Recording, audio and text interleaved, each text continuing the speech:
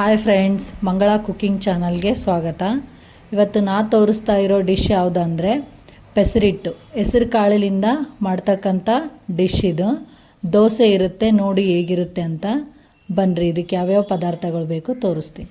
ನೋಡಿ ಫ್ರೆಂಡ್ಸ್, ಈಗ ಪೆಸರಿಟ್ಟು ಮಾಡಲು ಬೇಕಾಗುವ ಪದಾರ್ಥಗಳು: 2 ಗ್ಲಾಸ್ ಅಕ್ಕಿ ತೊಗೊಂಡಿದ್ದೀನಿ, 1.5 ಗ್ಲಾಸು ಹೆಸರು ಕಾಳೇ ತೊಗೊಳ್ರಿ ಬೇಳೆಕ್ಕಿಂತ.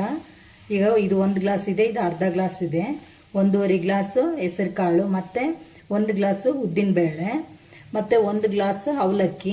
ನೀವು ಯಾವ ಅವಲಕ್ಕಿ ತೊಗೊಂಡ್ರೂ ನಡೆಯುತ್ತೆ. ನಾನೀಗ ದಪ್ಪ ಅವಲಕ್ಕಿ ತೊಗೊಂಡಿದ್ದೀನಿ. ಈಗ ಒಂದೇ 1 ಸ್ಪೂನಷ್ಟು ಮೆಂತೆಕಾಳು, 1 ಸ್ಪೂನ್ ಸಾಕು, ಭಾಳ ಬೇಡ, ಇಷ್ಟ ಆದರೆ ಸಾಕಾಗುತ್ತೆ. ನೋಡಿ ಫ್ರೆಂಡ್ಸ್, ಈಗ ಇದು 2 ಗ್ಲಾಸ್ ಅಕ್ಕಿನ ನಾನು ನೆನೆ ಹಾಕ್ತಾ ಇದ್ದೀನಿ. ಈಗ ಇದು 2 ಗ್ಲಾಸ್ ಅಕ್ಕಿ ಇದೆ. ಈಗ ಇದನ್ನು ನಾವು ಚೆನ್ನಾಗಿ ತೊಳೆಯೋಣ. ತೊಳೆಯೋಕ್ಕಿಂತ ಮೊದಲು ಇದು ಒಂದು ಪಾತ್ರೆಯಲ್ಲಿ ಹಾಕಿ, ಮತ್ತು ಇನ್ನೊಂದು ಪಾತ್ರೆಯಲ್ಲಿ ಹೆಸರು ಕಾಳು ಹಾಕೋದನ್ನು ತೋರಿಸ್ತೀನಿ. ಈಗ ಇದು ಹೆಸರು ಕಾಳು.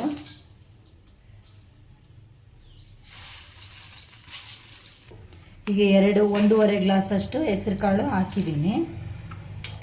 ಮತ್ತು ಈಗ 1 ಗ್ಲಾಸಷ್ಟು ಉದ್ದಿನಬೇಳೆ ಇದರಲ್ಲೇ ನೆನೆ ಹಾಕ್ತೀನಿ, ಹೆಸರು ಕಾಳಲ್ಲೇ. ಅವಲಕ್ಕಿ ಮಾತ್ರ ಬೇರೆ ನೆನೆ ಹಾಕ್ಕೊಡ್ರಿ, ಇದು ಯಾಕಂದರೆ ಭಾಳ ಮೆತ್ತಗಿರುತ್ತೆ, ಜಲ್ದಿ ನಾವು ತೊಳೆಯೋದ್ರಲ್ಲಿ ಕರಿಗೋಗ್ಬಿಡುತ್ತೆ. ಅವಲಕ್ಕಿ ಅಷ್ಟೇ ಬೇರೆದ್ರಲ್ಲಿ ನೆನೆ ಹಾಕ್ತೀನಿ. ಈಗ ಇದರಲ್ಲೇ ನಾನು ಇದು 1 ಸ್ಪೂನಷ್ಟು ಮೆಂತ್ಯನ ನೆನೆ ಹಾಕ್ತಾಯಿದ್ದೀನಿ. ಈಗ ಇದನ್ನು ಚೆನ್ನಾಗಿ ಇವೆರಡನ್ನ ತೊಳ್ಕೊಂಡು ಬರೋಣ ಫ್ರೆಂಡ್ಸ್. ನೋಡಿ ಫ್ರೆಂಡ್ಸ್, ಈಗ ಇವು ನಾನು ತೊಳೆದಿದ್ದೀನಿ, ಒಂದು 3-4 ಸಲ ಅಕ್ಕಿನ. ರೇಷನ್ ಅಕ್ಕಿ ತೊಗೊಂಡಿದ್ದೀನಿ. ಈಗ ಅಕ್ಕಿ ಆಯಿತು, ಅಕ್ಕಿ ನೆನೆ ಹಾಕಿರೋದಾಯಿತು. ಈಗ ಇದರಲ್ಲಿ ಉದ್ದಿನಬೇಳೆ ಮತ್ತು ಹೆಸರುಬೇಳೆ, ಮೆಂತೆ, ಇವು 3 ನಾನು ತೊಳೆದು ನೆನೆ ಹಾಕಿದ್ದೀನಿ. ಮತ್ತು ಇದರಲ್ಲಿ ಅವಲಕ್ಕಿ ನೆನೆ ಹಾಕಿದ್ದೀನಿ. ಎಲ್ಲದೂ ಬೇರೆ ಬೇರೆ ಹಾಕ್ರಿ. ಉದ್ದಿನಬೇಳೆ ಮತ್ತು ಹೆಸರುಬೇಳೆ, ಮೆಂತೆ ಒಂದರಲ್ಲೇ ಇದ್ದರೆ ನಡೆಯುತ್ತೆ. ಇದನ್ನು ರಾತ್ರಿ ಪೂರ್ತಿ ನೆನೆಸ್ಬೇಕು ಫ್ರೆಂಡ್ಸ್. ಇದು ಅಕ್ಕಿ, ಉದ್ದಿನಬೇಳೆ, ಹೆಸರುಬೇಳೆ, ಮೆಂತೆ ಮತ್ತು ಅವಲಕ್ಕಿ ರಾತ್ರಿ ಪೂರ್ತಿ ನೆನೆಸಿ ನೀವು ಬೆಳಗ್ಗೆ ಎದ್ದು ರುಬ್ಬಬೇಕು. ಸಣ್ಣಾಗಿ ರುಬ್ಬ್ರಿ ಇದನ್ನು. ನಾನು ಮತ್ತೆ ಅದರದ್ದು ಹೇಳ್ತೀನಿ ನಿಮಗೆ. ನೋಡಿ ಫ್ರೆಂಡ್ಸ್, ಈಗ ಇದು ನಾನು ಅಷ್ಟು ಇಟ್ಟು ರುಬ್ಕೊಂಡಿದ್ದೀನಿ.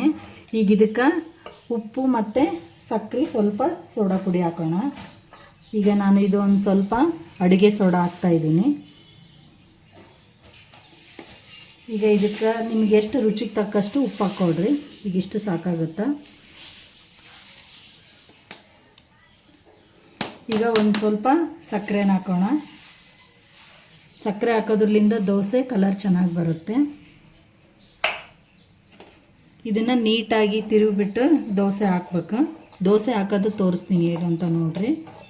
ನೋಡಿ ಫ್ರೆಂಡ್ಸ್, ಸ್ವಲ್ಪ ಈಗ ಗ್ಯಾಸ್ ಹಚ್ಚಿ ಹಂಚಿಟ್ಟಿರ್ತೀರಲ್ಲ, ಹಂಚ್ಕಾದ್ಮೇಲೆ ಈ ಥರ ಎಣ್ಣೆ ಹಾಕ್ರಿ. ಎಣ್ಣೆ ಹಾಕಿ ಒಂದು ಸ್ವಲ್ಪ ನೀರು ಸುಮಿಸ್ರಿ. ನಾನು ದೋಸೆ ಹಾಕ್ತೀನಿ. ದೋಸೆ ನಿಮ್ಗೆ ಎಷ್ಟಾಗುತ್ತೆ ಅಷ್ಟು ತೆಳ್ಳಗೆ ಮಾಡಿಕೊಡ್ರಿ. ಇದು ಗರಿ ಗರಿಯಾಗಿರುತ್ತೆ ದೋಸೆ, ತಿನ್ನೋಕ್ಕೂ ಟೇಸ್ಟು ಚೆನ್ನಾಗಿರುತ್ತೆ. ಈ ಥರ ಮಾಡಿಕೊಂಡು ಇದಕ್ಕೆ ಸ್ವಲ್ಪ ಎಣ್ಣೆ ಹಾಕ್ರಿ. ಈಗ ನಾನೊಂದು 1 ಟೇಬಲ್ ಸ್ಪೂನ್ ಎಣ್ಣೆ ಹಾಕ್ತಾಯಿದ್ದೀನಿ. ಇದು ಒಂದು ಅರ್ಧ ನಿಮಿಷ ಬೆನೆಯಕ್ಕೆ ಬಿಡಾಮ ಇದನ್ನು. ನೋಡಿ ಫ್ರೆಂಡ್ಸ್, ನಾನು ಇದಕ್ಕೆ ಮಸಾಲ ಪೌಡ್ರು ಉದುರಿಸ್ತಾ ಇದ್ದೀನಿ. ಈಗ ಅದು ಚೆನ್ನಾಗಿ ಬೆಂದಿದೆ. ಈಗ ಇದಕ್ಕೆ ಹಾಕೋ ಮಸಾಲ ಪೌಡ್ರನ್ನ ನಾನು ಒಂದು ಸಲ ನಿಮ್ಗೆ ವಿಡಿಯೋ ಮಾಡಿ ತೋರಿಸ್ತೀನಿ. ಈಗ ಇದು ಹಾಕಿದ್ದೀನಲ್ಲ, ಇದಕ್ಕೆ ಸಣ್ಣಾಗಿ ಹೆಚ್ಚಿರ್ತಕ್ಕಂಥ ಉಳ್ಳಾಗಡ್ಡಿನ ಹಾಕ್ತಾಯಿದ್ದೀನಿ.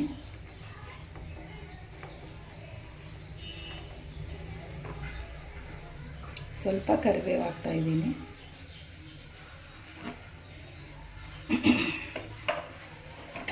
ಈಗ ಮೇಲ್ಗಡೆ ಇನ್ನೊಂದು ಸ್ವಲ್ಪ ಎಣ್ಣೆ ಆಯಿತು ಫ್ರೆಂಡ್ಸ್. ಇದನ್ನು ಈಗ 1 ನಿಮಿಷ ಮುಚ್ಚಿಟ್ಟು ತೆಗೆದುಬಿಡೋಣ. ಈರುಳ್ಳಿ ಬೆನೀತಾವೆ ಚೆನ್ನಾಗಿ. ನೋಡಿ ಫ್ರೆಂಡ್ಸ್, ಈಗ ನಾನು ಇದನ್ನು ಮುಚ್ತಾ ಇದ್ದೀನಿ. ಇದು 1 ನಿಮಿಷ ಬೆನಿಲಿ. ಈಗ ಇದು ಬೆಂದಿದೆ ಫ್ರೆಂಡ್ಸ್, ತೆಗಿತಾ ಇದ್ದೀನಿ. ಈಗ ನೋಡ್ರಿ ದೋಸೆ ಎಷ್ಟು ಚೆನ್ನಾಗಿ ಬರುತ್ತೆ ಅಂತ. ನೋಡ್ರಿ ಎಷ್ಟು ತೆಳ್ಳಗೆ ಎಷ್ಟು ಚೆನ್ನಾಗಾಗಿದೆ ದೋಸೆ. ಕಲರು ಅಷ್ಟೇ ಚೆನ್ನಾಗಿ ಬರುತ್ತೆ. ನೋಡಿ ಫ್ರೆಂಡ್ಸ್, ಈಗ ಪೆಸರಿಟ್ಟು ರೆಡಿ ಆಯಿತು. ಹೆಸರು ಕಾಳಿನಿಂದ ಮಾಡಿದ ದೋಸೆ. ಈ ಹೆಸರು ಕಾಳಿನಿಂದ ದೇಹಕ್ಕೆ ತಂಪಾಗಿರುತ್ತೆ ಮತ್ತು ಟೇಸ್ಟಿಯಾಗಿರುತ್ತೆ. ಮಕ್ಕಳು ಇಷ್ಟಪಡ್ತಾರೆ. ನೋಡ್ರಿ, ನಿಮ್ಗೆ ನಾ ಮಾಡಿರೋ ಡಿಶ್ ಇಷ್ಟ ಆಯ್ತಂದ್ರೆ ಲೈಕ್ ಮಾಡಿರಿ, ಶೇರ್ ಮಾಡಿರಿ, ಕಮೆಂಟ್ ಮಾಡಿರಿ ಮತ್ತು ಬೆಲ್ ಐಕನ್ನ ಪ್ರೆಸ್ ಮಾಡಿ ನನಗೆ ಸಬ್ಸ್ಕ್ರೈಬ್ ಆಗ್ರಿ. ನನ್ನ ವೀಡಿಯೋಸ್ ಎಲ್ಲ ನಿಮಗೆ ಬರ್ತಾವೆ. Thank you so much.